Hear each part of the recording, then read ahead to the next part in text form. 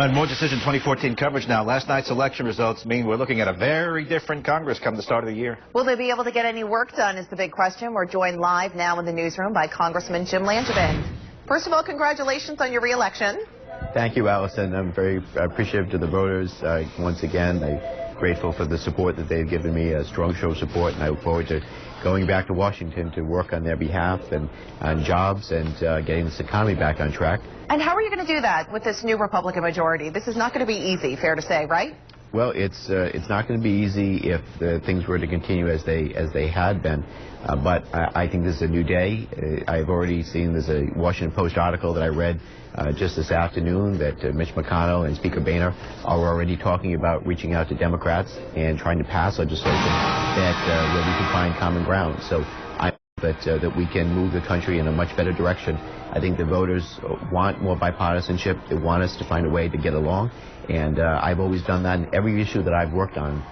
Whether it's related to national security or job training, I can point to a number of things that I've worked on, and it's always been bipartisan. I think that's what we can do, start as individuals on the various things that we work on, try to find a Republican or a bipartisan co-sponsor and move forward from there. And I hope that the rest of Congress will do that. Congressman, just about 6 minutes ago, Steve Handelsman had a report out of Washington. He said the president doesn't think he's to blame for last night's lopsided rout by the Republicans. You're not to blame, right? So who's to blame?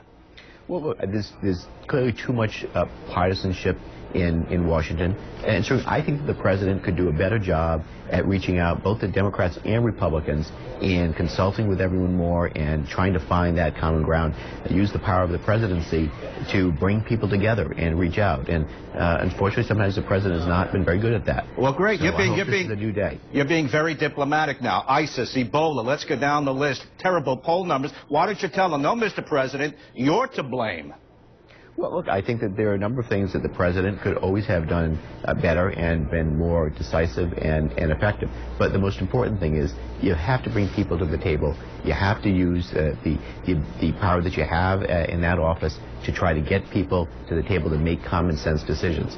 So now we have a new day. The voters have spoken. We have the Congress that we have, and we're going to try to work harder to deliver for the American people. Now, I'm thrilled, by the way, what's happening here in Rhode Island. We had a strong Democratic sweep. Rhode Island made history, electing the first woman to serve as our governor, the first Democrat in more than 22 years. Also, Nellie Gorbea is the new Secretary of State, the first Latino to be elected in New England to an executive office. You have Jorge Alorza, who is the new mayor of Providence. So we've closed a chapter in its history, and now we have a new day and a new chapter for Providence. These are all exciting new leaders, and I'm thrilled that our senior Senator Jack Reed was reelected, David Cicilline.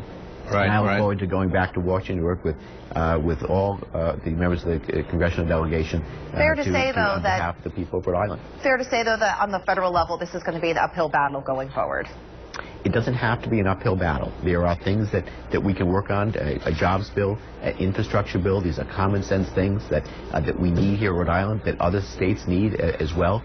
And if we work cooperatively in a bipartisan way, we can address these things on behalf of the country.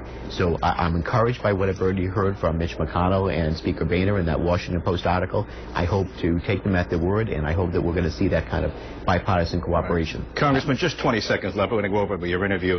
Congressman, is Rhode Island out of step?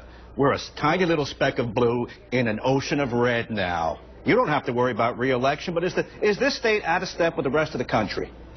I know what we want here in Rhode Island, what we need, and that's the thing that I've been working on. We talk about things like higher minimum wage. We talk about equal pay for equal work for women. We talk about education and job training. Those are the messages that I've been talking about during the course of this campaign, and clearly that message resonated. Right. I think those are things that people around the country want. Now, why we're not electing more Democrats around the country is anybody's guess. There's a variety of reasons for it. I think people are certainly frustrated with the lack of cooperation in Washington. They took that out on the president. They took it out on Democrats around the country. We're going to see how Republicans do with their ability to, if they can actually govern now. I'm ready to get down to work and get there and continue to work in a bipartisan way as I've always done. And let's do some things for the country. Congressman Langevin, by the way, thanks for coming in and congratulations to you. Appreciate your time. Thank you. Thank you very much, Gene.